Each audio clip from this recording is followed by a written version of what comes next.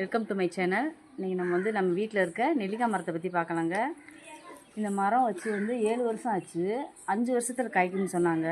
ஆனால் 5 வருஷம் ஆகி காய்க்கலை. என்ன காரணம்னு தெரில. அப்புறம் ஒரு இதில் பார்க்கும்போது இதில் ஆணி அடித்தாச்சு. அடியில் சின்னதாக ஒரு ஆணி அடித்தோம்.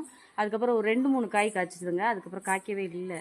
இப்போ இந்த வருஷம் பார்த்திங்கன்னா கொஞ்சம் நல்லாவே காய்ச்சிருக்கு. அந்த ஆணி அடித்த அதிர்வில் மரம் உண்மையிலேயே காய்ச்சிருக்குது. ஆச்சரியமாக இருக்குங்க. பாருங்கள், ஃபுல்லாக நல்லா கொத்து கொத்தாக காய்ச்சிருக்குது. இந்த பக்கம் காய்ச்சிருக்கு, இந்த பக்கம் பூ பூத்து திரும்ப பிஞ்சு வச்சுக்கிட்டு இருக்கு. 7 வருஷம் கழித்து இப்போ தாங்க இதுக்கு காய்க்குது.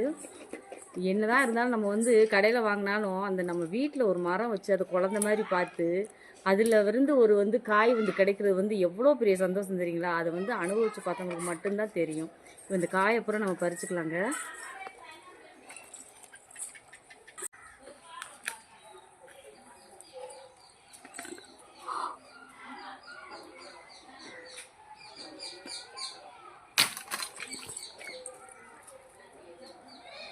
இவ்வளோ வருஷம் கழித்து இது பலன் கொடுக்குறது எங்களுக்கு அவ்வளோ ஒரு சந்தோஷமாக இருக்குங்க. கொத்து கொத்தாக காய்ச்சிருக்கு. கொஞ்சத்தை மட்டும் பறிச்சுக்கலாம். இப்போ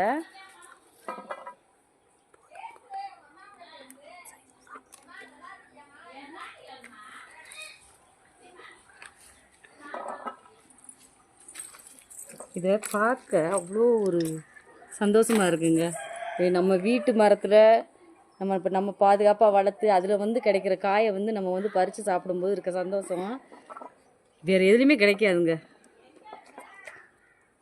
சாப்பிடலாம்.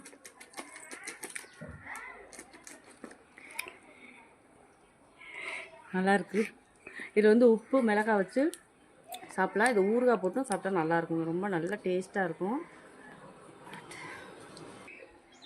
இந்த மரம் நெல்லி மரம் ரொம்ப வருஷமாக காய்க்காமல் இருக்கனால கிட்டத்தட்ட 7 வருஷம் ஆச்சு. காய்க்காமல் இருக்கிறனால சரி இது காய்க்காது போல் அப்படின்னு சொல்லிட்டு அதை வெட்டிட்டு வேறு மரம் வச்சிடலாம், வேறு ஏதாவது செடி வைக்கலான்னு நினச்சேன்.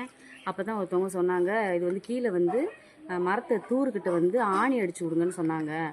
ஆணி அடித்தா அந்த அதிர்வில் நல்லா பூத்து காய்க்கும்னு சொன்னாங்க.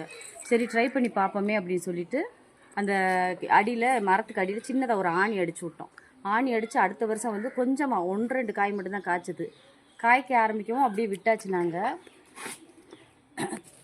இதாங்க ஆணி, நாங்கள் அடித்தது. இது போன வருஷம் அடித்தது. ஆனால் அதை எடுக்கவே இல்லை, அப்படியே தான் இருக்குது. இந்த ஆணி அடித்த பின்னாடி உண்மையிலேங்க காய்க்க ஆரம்பிச்சிருச்சு, பூத்து காய்க்க ஆரம்பிச்சிருச்சு. நான் நம்பிக்கை இல்லாமல் தான் அடித்து பார்த்தேன். ஆனால் அந்த அதிர்வில் காய் கொஞ்சம் நல்லா கொஞ்சம் பரவாயில்லாமல் வச்சுருக்கு. அடுத்து நல்லா நிறைய காய்க்கும்னு நினைக்கிறேன். உங்கள் வீட்டில் இந்த மாதிரி பூக்காமல் காய்க்காமல் ஏதாவது மரங்கள் இருந்துருச்சுன்னா லேசாக சின்னதாக ஒரு ஆணியை தூரில் அடிச்சு விட்டிங்கன்னா அந்த அதிர்வில் பூத்து காய்க்க ஆரம்பிச்சிடும். இது என்னோடய அனுபவத்தில் நான் சொல்கிறேன். என்னோடய சேனல் இப்போ வீடியோ பார்த்ததுக்கு ரொம்ப நன்றிங்க. தேங்க்யூ.